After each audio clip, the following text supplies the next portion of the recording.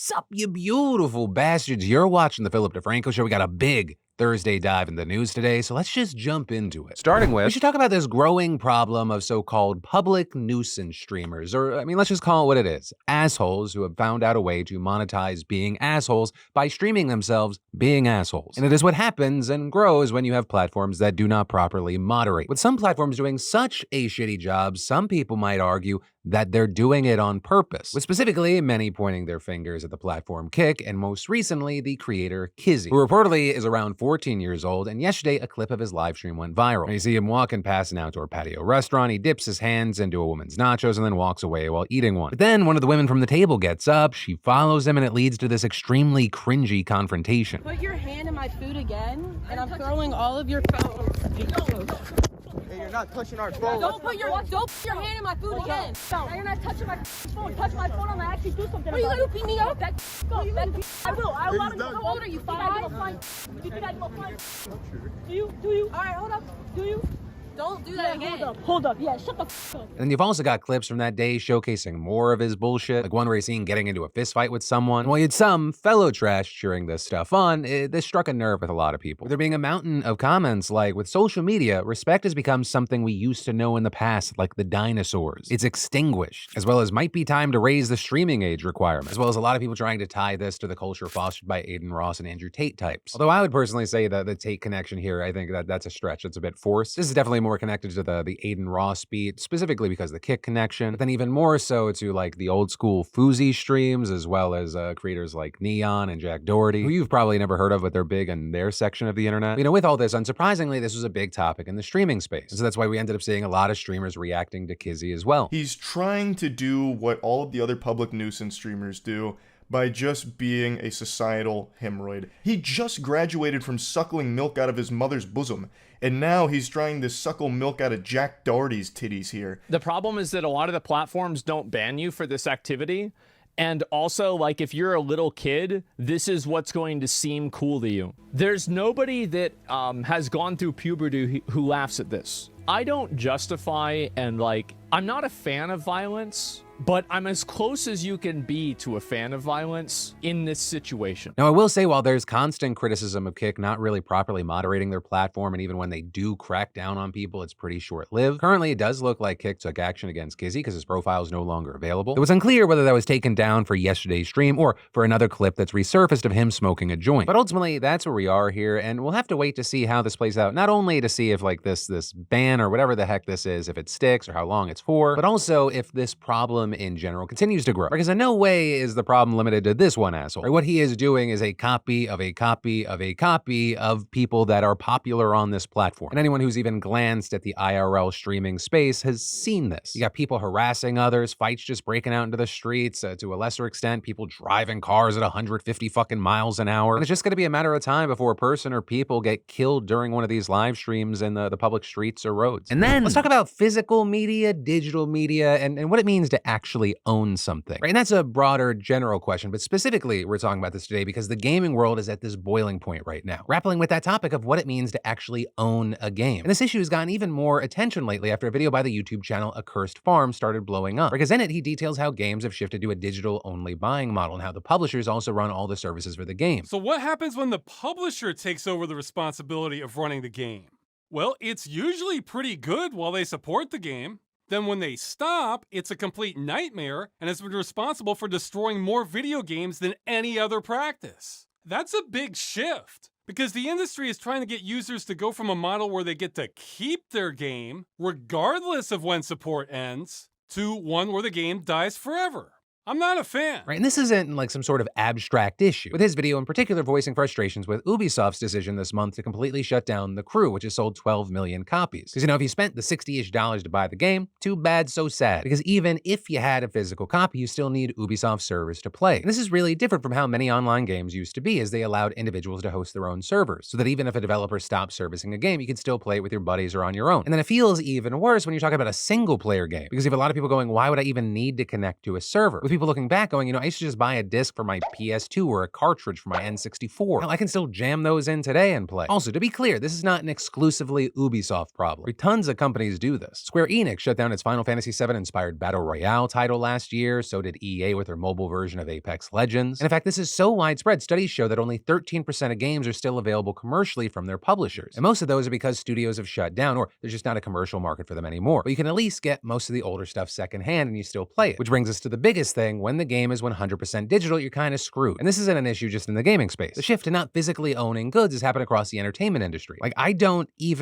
remember the last time I bought a physical piece of media. It was however many years ago I falsely convinced myself I'm definitely gonna watch a Blu-ray this time. I mean, sometimes even getting a Blu-ray or a physical CD, like, that's a hassle. And it's also led to weird trends like vinyl suddenly becoming even bigger and popular. Like, there's a cool factor to actually owning a physical thing. Gaming really wants that shift to happen in their space, with Ubisoft's director of subscriptions recently saying, one of the things we saw is that gamers are used to, a little bit like DVDs, having and owning their games. That's a consumer shift that needs to happen. They got comfortable not owning their CD collection or DVD collection. That's a transformation that's been a bit slower to happen in games. As gamers grow comfortable in that aspect, you don't lose your progress. If you resume your game at another time, your progress file is still there. That's not been deleted. You don't lose what you've built in the game or the engagement with the game. So it's about feeling comfortable with not owning your game. And so it's because of all this that Accursed Farms has decided to try and make a change with the Stop Killing Games initiative, with a group pushing for legislative changes that prevent studios from selling games and then shutting them down with no way for you to access what you bought. And so to combat that, they want these changes to be made for when a company decides that it's going to end support for a game. The first is any game sold or licensed, for those of you who want to be pedantic,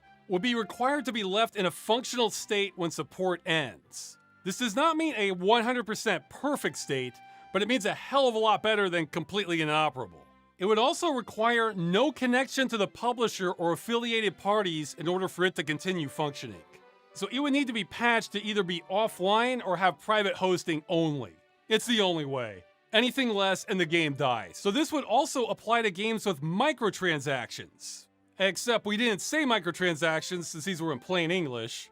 So this would cover free-to-play games, because if you've been sold something like a virtual horse, but then the publisher destroys the game, well, now you can't access your horse. And finally, these rules cannot be superseded by end-user license agreements. And, with this, they recognize that this is an uphill battle, especially here in the States. But, a ton of people have complained about this problem across the entertainment landscape. Because as convenient as it is to have everything online, you're kind of just inherently trusting a company to not screw you over in the long run. And honestly, it feels like more and more these days, that is specifically what they do. Right? Once your money transfers from your pocket to their pocket, they're like, thank you. Why do you look so familiar? Have we met before? But hey, that's a story. Of course, I'd love to know your thoughts. Also, if you want to support Stop Killing Games, I'll link to them down below. While the first petition focuses on the crew, it offers ways that you can pressure your local officials and lawmakers to make changes that you want to see. And then, so I was recently asked, what is your favorite thing on Cozy Earth? And I found myself just not being able to stop at one thing to say about the fantastic partner of today's show. Right? I mean, from the first time I felt those sheets, they blew my mind with their superior softness. And I'm not kidding when I say I felt like I was hugged all night long sleeping on these sheets. Because we got to talk about the quality of Cozy Earth's materials.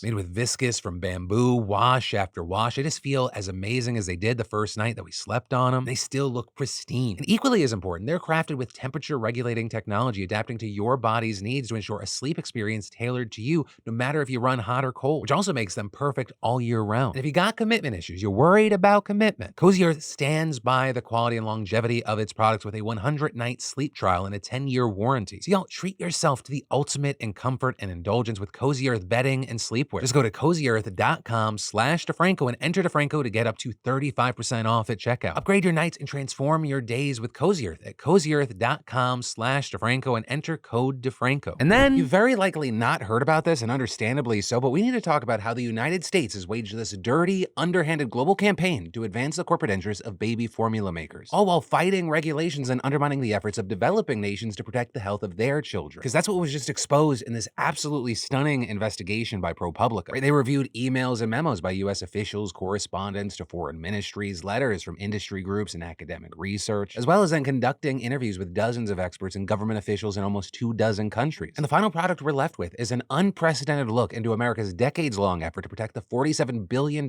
formula industry at all costs. Right? Since the 1980s, countries and international groups have been trying to discourage the promotion of drinks intended to replace breast milk, particularly formula, which you see sold globally by huge companies like Mead Johnson, Abbott, and Nestle. Nestle. And that first came after reports in the 70s that hundreds of thousands of babies in developing countries were getting sick and dying after drinking formula. With one study finding that during the peak of that controversy, an average of 212,000 babies in low and middle income nations died every year from preventable deaths linked to formula. And there were a number of reasons for this. Some parents lived in places with contaminated water that babies were exposed to when formula powder was mixed with it. Also, overdiluted formula caused serious malnutrition. But at the very top level, breast milk is simply healthier than formula. It provides essential antibodies that can help prevent babies from getting sick. Even the U.S. Agency for International Development, USAID, promotes breastfeeding for the first 6 months after birth because of its well-established health and economic benefits, saying on its website that breastfeeding is one of the highest returns on investment of any development activity. And then on the flip side, a lack of adequate breastfeeding is associated with economic losses of about $302 billion each year, as well as annual preventable deaths of 823,000 children under 5 years old and 20,000 women. Now, all that said, it is true that formula is absolutely essential for babies who don't have access to breast milk. But public health experts have long said that aggressive marketing by formula companies encourages mothers to give their babies formula instead of breast milk, even when they have the option. One report by the World Health Organization and UNICEF explaining, the evidence is strong. Formula milk marketing, not the product itself, disrupts informed decision-making and undermines breastfeeding and child health. Right, so with all this, in 1981, the WHO passed the International Code of Marketing of Breast Milk Substitutes. And here's a fun fact you might not know. Because of that decision, formula is actually one of 2 products that have international recommendations for marketing, with literally the only other one being tobacco. But the US voted against that code, making it the only member country to do so. But still, 144 countries adopted those voluntary restrictions, and while they're poorly enforced in many places, or because they're not mandatory, there have still been some major benefits, with studies showing that breastfeeding rates rose in countries that embraced the marketing ban. But money's gonna money. With baby formula sales falling, the big corporations in the industry found a loophole, instead creating products for older babies and toddlers that weren't covered under most regulations. To grow the market for that branch of formula, which they called toddler milk, companies started adding nutritional supplements like the omega-3 fatty acid DHA. And while the industry claimed that DHA helped brain and eye health, that hasn't been proven, and studies have shown no links to brain and eye development. Beyond that, nutrition experts have noted that there are big doses of sweeteners and sodium in some brands of toddler milk, with studies showing that babies who breastfeed longer aren't as likely to become obese and develop diabetes as babies who drink formula. So many public health experts have criticized these companies' marketing tactics. Like last year, we saw the American Academy of Pediatrics publishing a report warning about the advertising for toddler formula. With that, the lead author of the study saying these products are, quote, misleadingly promoted as a necessary part of a healthy child's diet. Also adding that they're actually worse than infant formula for kids under 1 and offer no benefit over much less expensive cow's milk in most children older than the age of 12 months. But despite all that, these marketing ploys have worked fantastically. Not only have toddler milk sales grown, they have surpassed baby formula sales worldwide, skyrocketing 25% over the last decade to nearly $20 billion, even though they're way more expensive than milk. Or 2 gallons of toddler milk can cost as much as $30. And the high sales there also benefited the sales of infant formula, because by marketing toddler milk, these companies also indirectly promoted baby formula. And that's even in places that prevented them from explicitly doing so, via cross-promotion. With regular infant formula sales also growing about 10% worldwide to $15 billion in the same period. And for the big formula companies, expanding to developing economies is even more beneficial for sales because it creates this positive feedback loop. With, for example, the CEO of Mead Johnson explaining during a 2013 earnings call that mothers who give their babies formula instead of breastfeeding can enter the workforce earlier, which then gives them more money to continue buying expensive formula products. And all the while this is happening, as formula sales were thriving, the big multinational manufacturers were forcefully fighting efforts by developing countries to regulate formula. And all of that with the backing and muscle of the US government. And yes, that's even though it goes against the government's own stated position and efforts on breastfeeding as stated by USAID. And according to ProPublica, the Office of the United States Trade Representative was at the center of many of these efforts, with emails showing that USTR staff was, quote, in regular contact with formula makers and their industry groups through meetings, calls, and position papers, which the industry used to hammer its objections to regulations around the world. Documents also show that USTR officials and others in other trade-focused agencies would then echo those claims in, quote, communications with other countries or in international forums like the World Trade Organization. And as ProPublica noted, these endeavors were first made public back in 2018 when it was reported that Trump administration officials threatened to withhold military aid to Ecuador unless the country dropped a WHO resolution supporting breastfeeding. And while U.S. officials denied those allegations, ProPublica wrote that its investigation has discovered that the scope of the interference far exceeded that incident and continues today under the Biden administration, and describing this as a worldwide crusade against regulation that has spanned Republican and Democratic presidential administrations and touched more than a dozen countries, including South Africa, Guatemala, and Kenya, as well as Southeast Asian nations such as the Philippines, Malaysia, and Vietnam. And in many of those places, those efforts have worked. Like in Hong Kong, for example, where authorities ended up watering down proposed formula regulations after U.S. officials sent a letter saying that the rules could result in a significant commercial loss for U.S. companies. companies. Similarly, a proposal in Indonesia was also stalled after the US questioned it at the WTO. But the most egregious and detailed example in this investigation is Thailand, which notably is the 7th biggest formula market in the world. Right? And Thailand actually adopted the WHO's code on marketing for breast milk alternatives. But that's had very little impact because manufacturers just don't care about violating it. With a 2022 study identifying as many as 227 instances of formula marketing that went against the law. And a Thai doctor telling ProPublica about a meeting 2 decades ago where health experts begged formula companies to comply with the voluntary regulations that they regularly broke, but saying instead they refused and adding, one company said, "If I do not violate, I cannot compete with other companies." And explaining the tactic is I will violate your law and prepare the budget for the fine. Also beyond that, Thailand's restrictions haven't done much to limit practices like cross-promoting infant formula through toddler milk marketing. And there's been a very real impact, right? In 2022, just 1 in 3 mothers in Thailand exclusively breastfed their babies during the first 6 months. And the worst part of all this is that Thai officials have actively tried to address these issues. But again, the US government intervened, preventing the country from taking steps to help their own kids. Right back in 2017, when Thailand's breastfeeding rate was among the lowest in the world, health officials tried to put an end to aggressive formula marketing, arguing that it misled parents and even persuaded them not to breastfeed, contributing to the nation's low breastfeeding rate. But according to ProPublica, US trade officials worked closely with formula makers to wage a diplomatic and political pressure campaign to weaken Thailand's proposed ban on formula marketing. They wrote pointed letters to Bangkok asking questions like whether the proposal was more trade restrictive than necessary. They also criticized the bill at bilateral trade meetings and at the WTO, where those kinds of complaints can result in expensive legal battles. And when the government ultimately did pass the legislation, oh shocker, the parts that the US had complained about the loudest, they got watered down or removed entirely. While the law banned advertising infant formula and outlawed cross-promotion, it still allowed marketing toddler milk products for 1 to 3-year-olds. And also with this, wouldn't you know it, there's even more. Because the US is meddling in other countries' efforts to safeguard the health of their own population. It goes beyond just fucking up individual nations. They've also done it at the international rulemaking level. For example, back in 2016, the World Health Organization released recommendations on ending the promotion of formula products for toddlers and infants. But almost immediately, the formula industry launched a massive lobbying campaign, with companies and trade groups spending nearly $7 million lobbying US officials about who matters just that year. And that's after they hadn't lobbied the government on who matters for the last decade. And so as a result, US trade officials repeatedly questioned science, setting up fights with health officials, including the CDC, which pushed against removing language from the guidance that the trade officials ignored. And in the end, the US delegation successfully convinced WHO nations not to endorse their own staff's recommendations, instead just voting on a watered-down version of the guidance that seriously undercut any utility. And that had a very tangible impact on the ability of countries to set their own regulations. Right just after that, when Thailand first proposed its new regulations, the US and other big dairy producers accused the country of trying to obstruct trade. And when Thailand countered by pointing to the WHO's own guidance, the US hit back by arguing that the guidance wasn't an international standard. Though of course, that was because they had fought to make sure the guidance lacked enforcement. Right, and all these efforts are still ongoing today, despite the fact that the Biden administration told ProPublica that it was respecting the role of foreign governments to make their own regulatory decisions, claiming the USTR under Biden has moved away from efforts that give power to corporate players over foreign governments. But there, the outlet found that in 2021, Biden admin officials pushed back against stricter formula marketing rules in the Philippines, saying they had fears about regulatory spillover in Southeast Asia. They also tried to remove some language from a proposed ad ban in Kenya. And in fact, just last year, during a conference in Germany, US officials opposed a reference to formula ad bans and a new international food standard for toddler milk, noting that the move came after industry lobby. But ultimately, that is where I'm going to end this segment today, which I guess is your semi-daily example of corporate interests interfering in other countries. Again, news. And then, it's the Final Four, and Prize Picks are making this season even more exciting for me. Because Prize Picks is a skill-based fantasy game where it's just you against the numbers, and I'm pumped to be partnered with their team. You just pick more or less on 2 to 6 player stat projections, you adjust your entry based on the potential payout displayed in, you watch the winnings roll in when you're right. And for additional assistance, you can type in the name of your selected player and find their stats from their last 5 games and their averages during that span. And this week, I'm selecting Steph Curry, more than 26.5 points, Draymond Green, less than 8 points, and my man D. Murray,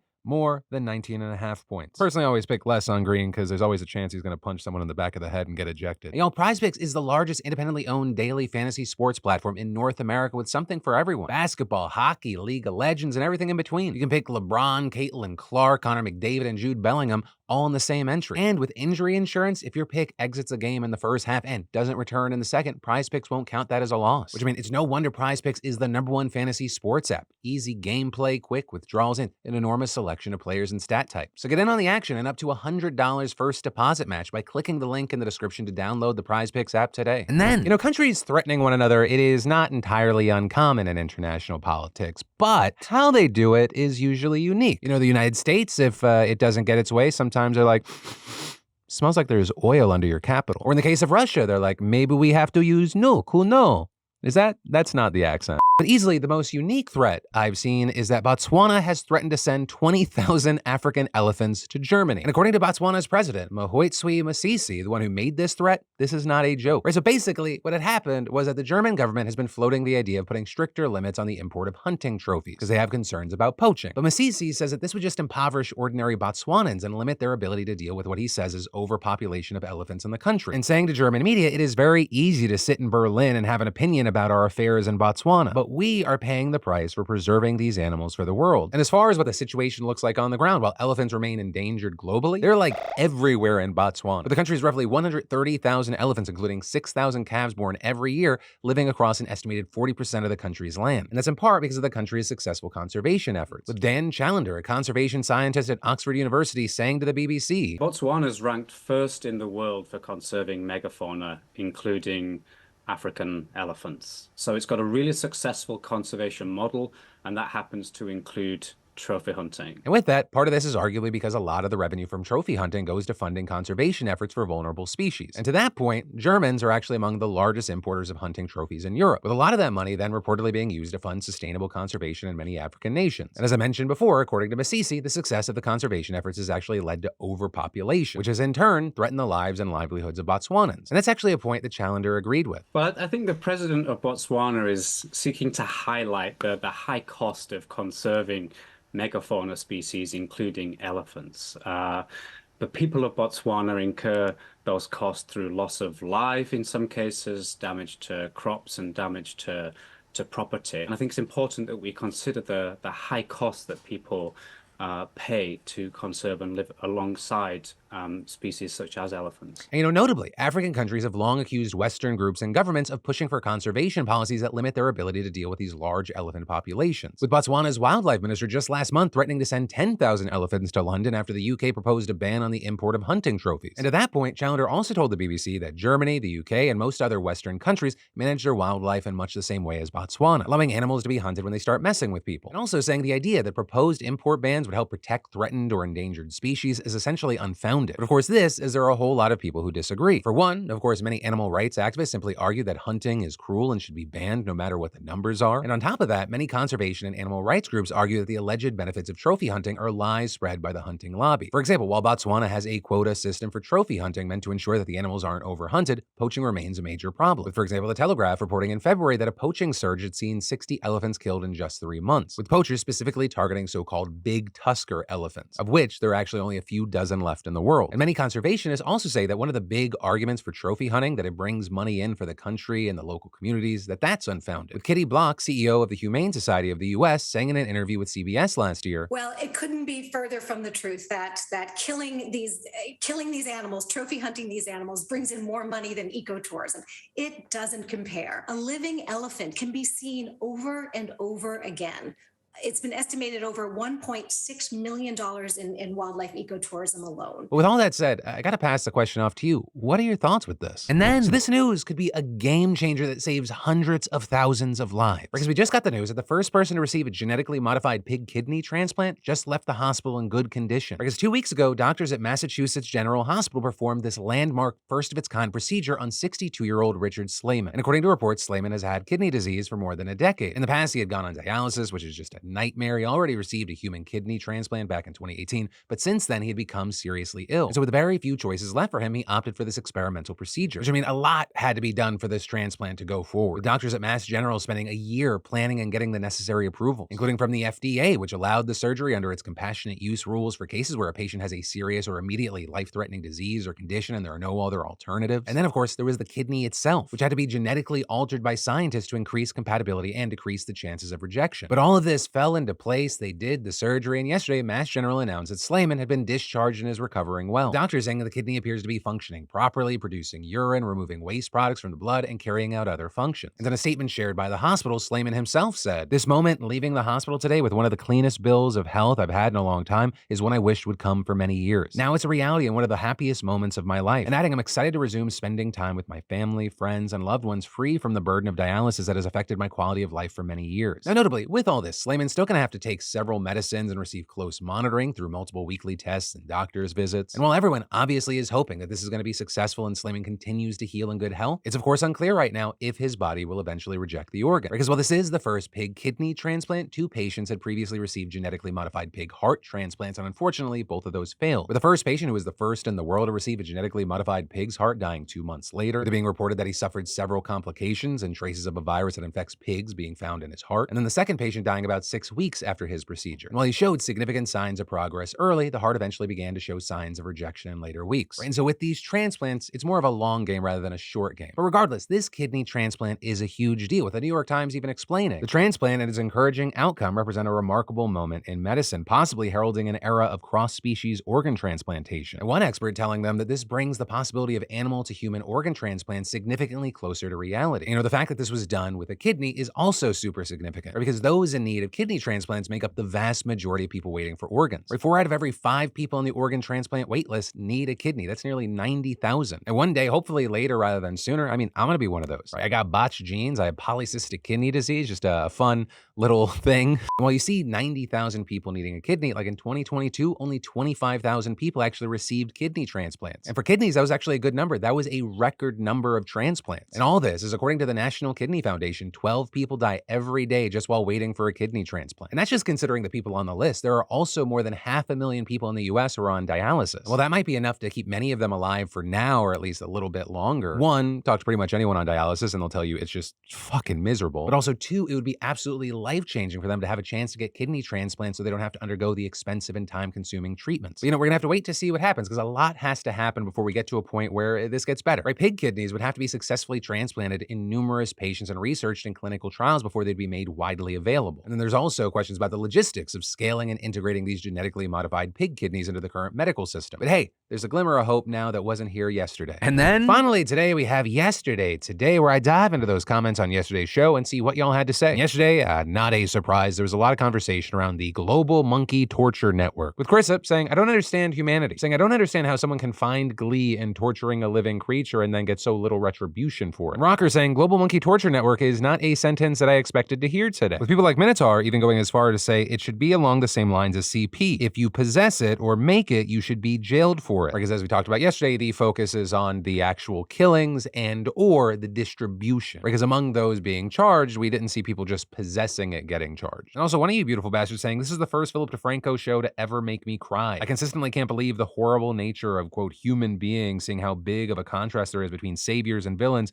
there is when it comes to innocence, whether human or animal. My heart breaks for every creature submitted to the terror and cruelty capable of man. There was also a decent chunk of conversation around the anti-diet movement being co-opted by big food, with Cleo saying, the anti-diet movement story frustrates me. As someone with an eating disorder, it's hard enough as it is just trying to reframe and heal so many problems that diet culture has shoved down our throats for decades. I've tried to reach a point where I can just feel comfortable eating without worrying about these false stigmas that continue to be promoted so much in our society. So to know these companies are coming in and wanting to try and fuck things up even more just angers me. It leaves me feeling like I can't have any trust in any food, which just makes matters feel worse for my eating disorder. Also, shame on the dietitians that decided to promote products with these companies. Like, they're supposed to be scientists helping people with things like eating disorders challenge and recover from their problems, not add to them. They're supposed to be using science to show how diet culture talk is false, not be leaning into companies that help promote slanted dialogues that lead to many of the diet culture stigmas we have today. And Shane Tapp adding, regarding the General Mills movement to call the truth about food shaming, I was just explaining to someone tonight how most people don't realize how we are all victims of social engineering to support big money's causes. There was a time when there were advertisements claiming cigarette smoking was good for you too. This is simply the newest, more scientific approach to get people to believe whatever they want you to believe. And then finally, there were a lot of people talking about that guy that pulled a gun on that Burger King employee, right, who did nothing wrong. He literally was just explaining that, hey, you got a discount. Tallness saying the patience Mr. Howard has is literally inspiring. Gun violence is something I have expected to potentially run into in any public setting. The fact that he can calmly talk about having a gun pulled for such a backward reason's beyond me. Props to that guy for mindfulness. And Flo Wolf saying, as someone who has years of customer service experience, the general population has zero compassion, rationality, and patience. I wish people would defend workers when people dehumanize workers. With Games from Space adding, our species really shouldn't be allowed outside without a guardian. And Mr. Bryson sharing his experience saying, my local BK told me about a breakfast deal. I was grateful. I partake twice a month. Folks, please recognize that our face-to-face employees do not decide policy. It's nothing personal. They're just trying to make a living. They are us. Stand with them. Please, pretty please. Fine, but only because you said pretty please.